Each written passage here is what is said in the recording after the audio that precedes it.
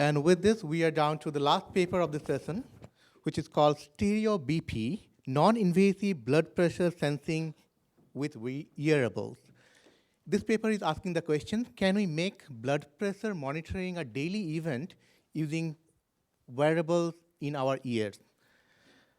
Anant Narayan Balaji, he will present this paper. He is a final year PhD student at the National University of Singapore, advised by Professor Li Xuan Pei. His research focuses on building low-power, next-generation wearable applications ranging from health sensing techniques to human-computer interaction applications. Let's welcome Anant.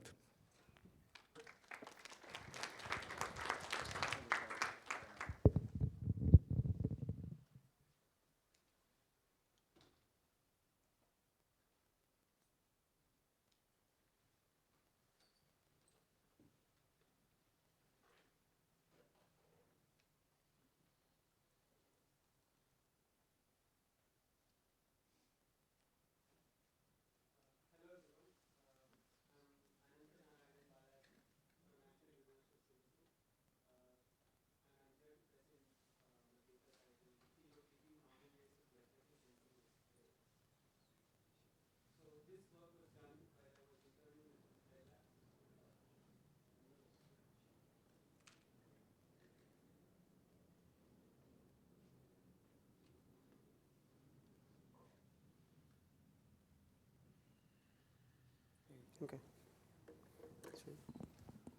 Sorry.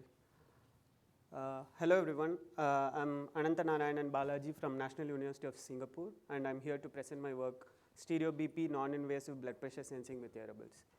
So this work was done while I was interning with Nokia Bell Labs, along with my collaborators Andrea Ferlini, Fahim, and Alessandro.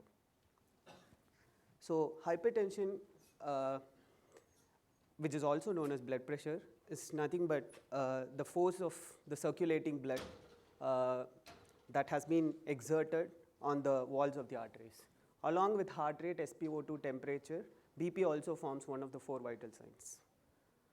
So the alarming issue with hypertension is it doesn't have any symptoms. Even at dangerously high levels, you don't see any symptoms with hypertension. And long-term hypertension can cause heart attack, heart failure, kidney diseases, etc. So one of the gold standards to prevent and diagnose hypertension is using a cuff-based blood pressure monitor, which is very well available commercially.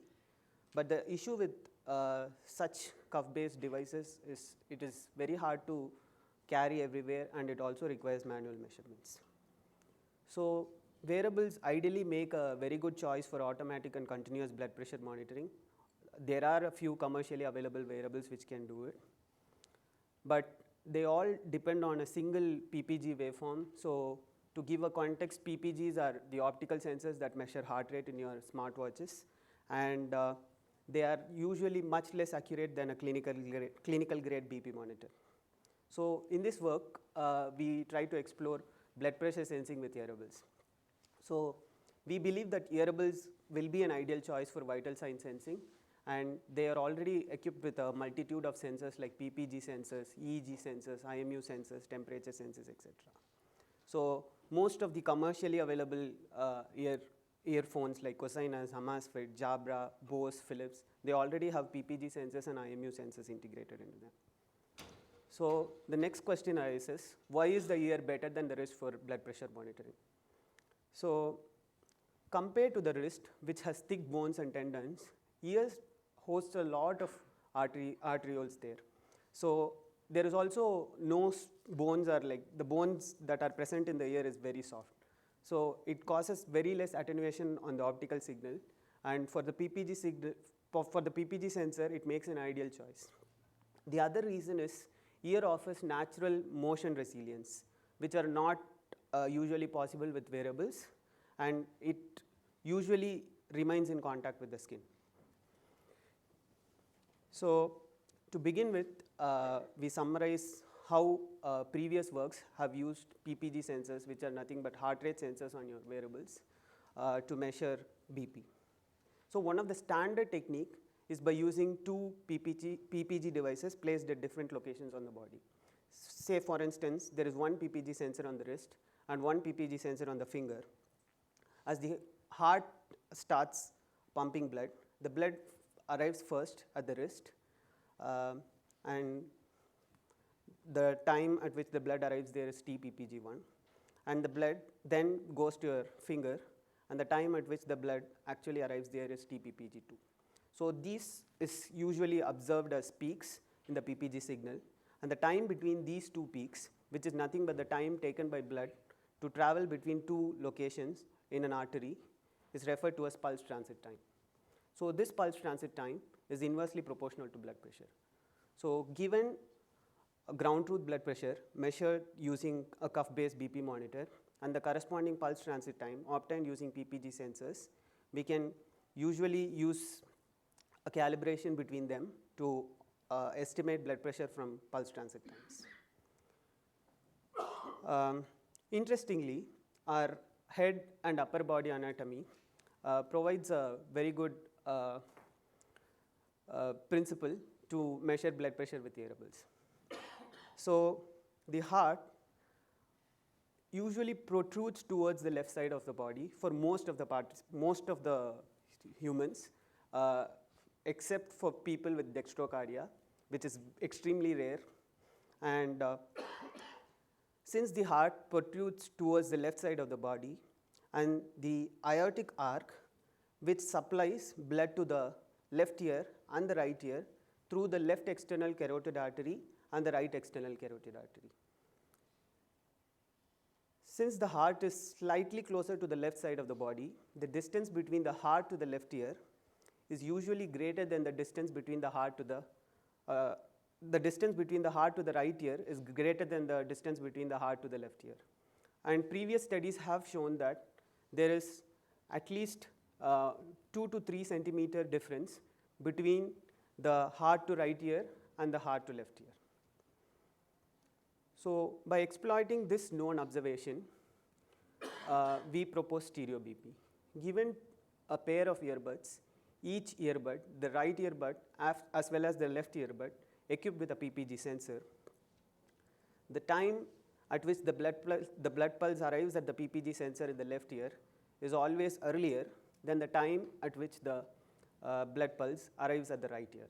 So given T left is the time at which the blood pulse arrives at the left ear, and T right is the time at which the blood pulse arrives at the right ear, the difference between T left and T right is referred to as pulse time difference. So this pulse time difference between the left to the right ear is also inversely proportional to blood pressure. So using this known principle, we can leverage this to estimate BP from the pulse time difference. So to obtain the PTD, we designed our own ear one prototype. So one of the design choices that we considered is the PTD between the left to the right ear is of the range 3 to 500 millisecond, which is very small. So there has to be perfect synchronization between the left and the right ear PPG sensors. So in our prototype, we made use of an ESP32 microcontroller to acquire synchronous PPG signals from the left ear PPG and the right ear PPG. So this is our prototype where we have an ESP32, and then the left ear PPG and the right ear PPG acquire PPG signal through the same synchronization pin that is controlled by a single ESP32. And our prototypes collect PPG signals from the ear helix on the left ear and the right ear. So the next step, once we have the left ear PPG signals and the right ear PPG signals, is the calibration between PTD to blood pressure. So why calibration is usually required is PTD changes tell that there is also corresponding changes in the blood pressure. But to find out what is the actual blood pressure value that corresponds to the PTD value at, say, time t, you need a calibration between the PTD values and the corresponding blood pressure values. To do that, we propose a personalized calibration model, and we make use of a well-known calibration model, which is this, to estimate the systolic blood pressure and the diastolic blood pressure. So our calibration model follows this procedure. So we take we collect synchronized left ear PPG signals and right ear PPG signals from the participants, and then ask the participant to do a set of activities that change the blood pressure values. So we need at least 3 points for calibration. So we collect 3 ground truth points using a cuff-based blood pressure monitor. So we have 3 ground truth blood pressure points and the corresponding PTD signals. So once we have these 2 pair of signals, we can then use these and substitute in the calibration model to find out the calibration parameters, which are SBP0, DBP0, and PTD0. They are nothing but they refer to the baseline systolic blood pressures, diastolic blood pressures, and the pulse time differences. So this is our complete BP estimation pipeline. So the left and the right ear PPG signals are obtained, and then they are bandpass filtered with a filter cutoff frequency of 0.4 to 4 Hz. This is basically to remove motion artifacts, and then the filtered PPG signal is passed to a peak detector, which detects the actual blood pulse arrival times, and then PTD is estimated as the time between the left and the right pulses.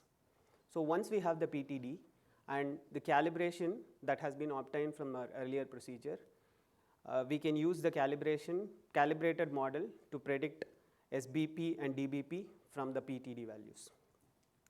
So for the calibration of PTD against ground truth BP values, we require at least 3 values of ground truth BP for each individual. In future, we propose to use a population scale calibration once we have large scale user studies conducted.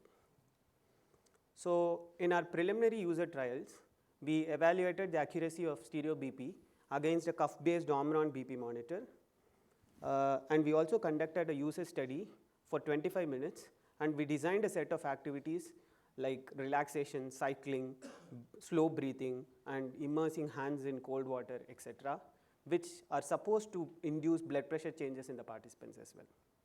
So in our data set, we had like 20 participants, 11 males and 9 females, and then we had the following data collected, like synchronized PPG signals from the left and the right ear, raw ECG data from Zephyr BioHarness 3.0 chest band, and time-stamped ground truth BP measurements taken with the help of an Omron BP monitor. So during our user study, we collect 7 ground truth cuff-based BP measurements, and for our evaluations, the calibration is done with 4 pairs of PTD, ground truth BP points. So from our evaluation, we found out that the blood always arrives earlier in the left ear than the right ear, because all our participants were healthy and none had any known condition of dextrocardia. And from our results, we also see that the estimated BP and the ground truth BP coincides very well. And based on our evaluations with 20 participants, we also see that the ground truth BP and the stereo BP measurements coincide with a Pearson correlation coefficient of 0.92 and 0.87 for SBP and DBP. So our mean absolute SBP error was plus or minus 3.85 mmHg, and our mean absolute DBP error was plus or minus 3.56 mmHg. So based on the recommendations from Association for the Advancement of Medical Instrumentation, AAMI, the accepted errors for a BP monitor is 5 plus or minus 8 mmHg. So previously, there are like 2 other works that have been done with Earables that have looked into blood pressure estimation. So one very well-known work is EBP, which tried to use an in-ear inflatable balloon to measure BP. So the balloon inflates inside the ear, but it is slightly less user-friendly and may not be very comfortable for long-term usage. And then the next work was from Truong et al. In ICAS 2022, where they made use of in-ear microphones and PPG sensors, and then measure the time difference between the microphone and the PPG sensors to estimate blood pressure. But this technique also requires specialized microphones and compute-intensive signal processing. Compared to the existing techniques, stereo BP is a user-friendly form factor, plus it just uses most commonly used PPG sensors that are available in most earables, and the signal processing is also very low compute. So even in terms of accuracies, stereo BP performs on par with the previous approaches, or even better than the previous approaches in some cases. So the second part that we need to evaluate is the longitudinal performance of stereo BP, which means that we calibrate once, maybe like in the beginning when I buy the device, and then we also need to know that whether this calibration holds valid for a long time.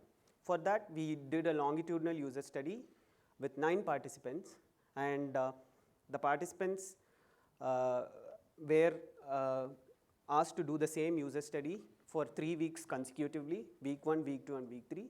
During week 1, we obtained the data and performed calibration using the data obtained from week 1. And for the week 2 and the week 3 user study, we estimated stereo BP measurements using the calibration made on week 1.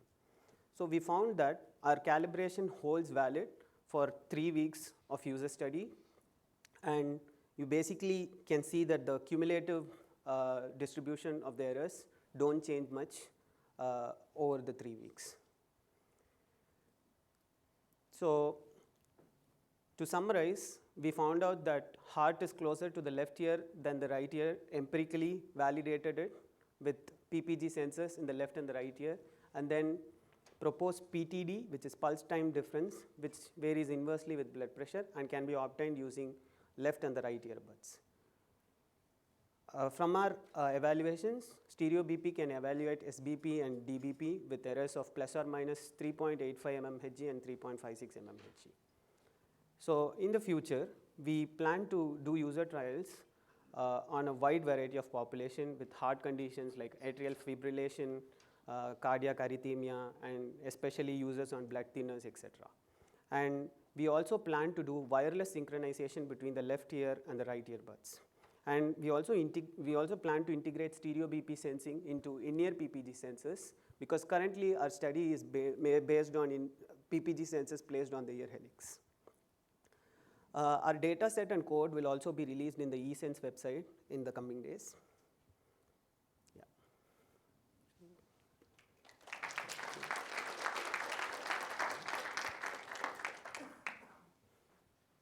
Hi, Karthik from University of Buffalo.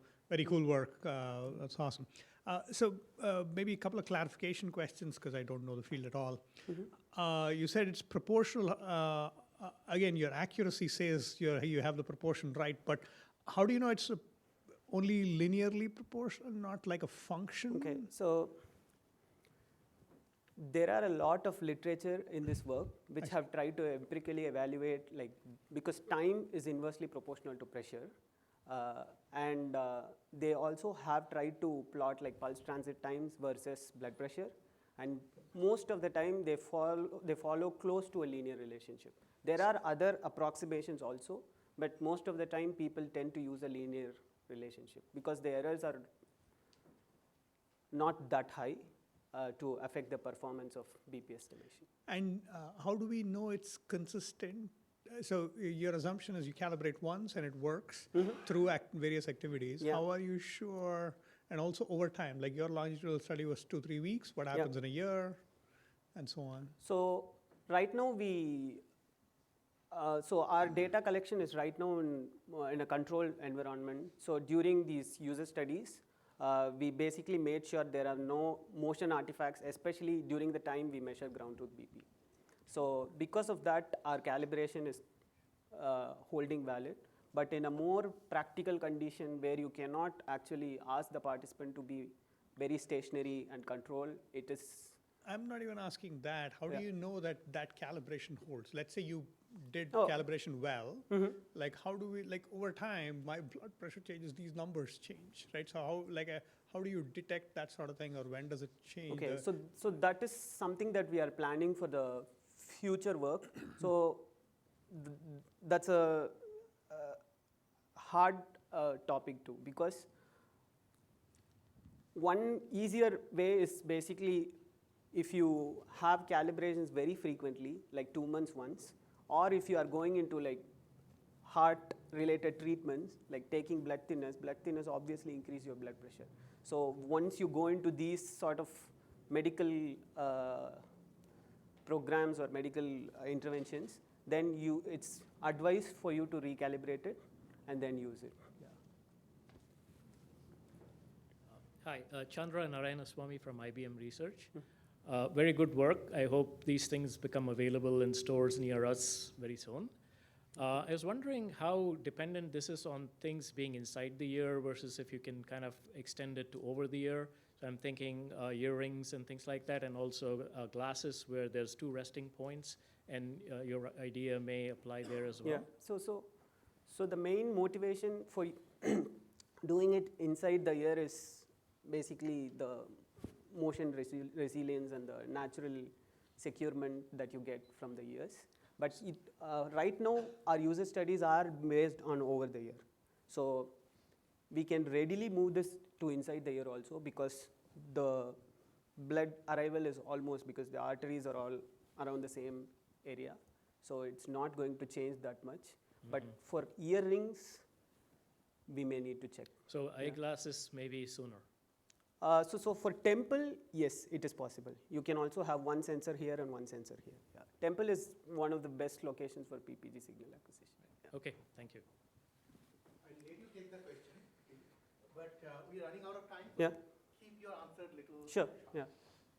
Okay, so thank you. I'm Nhan. So yeah, I just wondering, like, I'm a bit curious about your synchronization methods to synchronize the data between the lab and IBFGs, and as well synchronize with the ECG data that you collect from the PP devices, because I'm not sure, but the kinds of sensors usually like get the oscillator source from kinds of RCs. So it's quite hard to compare between the RCs, the sensors that operate based on the RC oscillator source and the PP devices. So you said that you use the timestamp, and so how about the timestamp for ECG, right? So how about the PPG data? And okay, so this is the first question. So the second question is that you use the PPG sensor. So do you have any plan to utilize the another function of the PPG sensor to calculate the SpO2 data? Yeah. Okay, so calculating SpO2 from PPG is already very well known, and we can do it with a single PPG signal, with a single PPG sensor also. So that we can already do SpO2 estimation also, heart rate and SpO2 estimation. Yeah. For the first question, so my understanding was you were asking like, how did you synchronize the PPG signals and the ECG signals? Yeah. So basically, we have the ECG signals collected in the data set to make sure that the heart rate accuracies are similar in the earbuds as well as the ECG. Yeah. So that's the main reason we do not use it for BP estimation here. Yeah, I can sync offline also. I'll keep it really short, Okay. and I need to announce the poster session anyway. So, Sure. great work, Ananta. Jun Han from Yonsei University, Korea. So it seems that this Earable is a really interesting, sensing platform, and we saw, multiple papers in our community as well. How do you see this forward as a community? Like, I mean, it seems like we're working on like a lot of these problems, my work included, your work included, as sort of an ad hoc sort of thing. We find an application, we work on it. How do you see this moving forward as a community now that you're graduating as well? Yeah, of course. Yeah, I think Earables make a very good platform for health sensing, because most of my PhD has been focused on health sensing. So, and I have worked a lot on like biosignal acquisition, like IMUs and PPG sensors most of the time. So I would say ear is one of the best places to acquire PPG signals. So, and it will also be accurate. And another thing is like the social acceptability with Earables. Earables are already well known, and you also have like multi-location, and it is also one of the best places to provide intervention.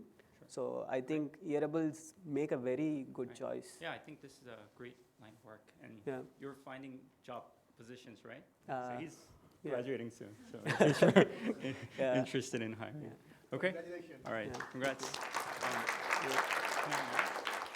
So I'd like to announce the poster and demo session. It's actually going to be in the Garden 1 room. So if you, there are some signs. It's actually on the left side of the lobby as you walk out to this room, and it'll be happening like right now. So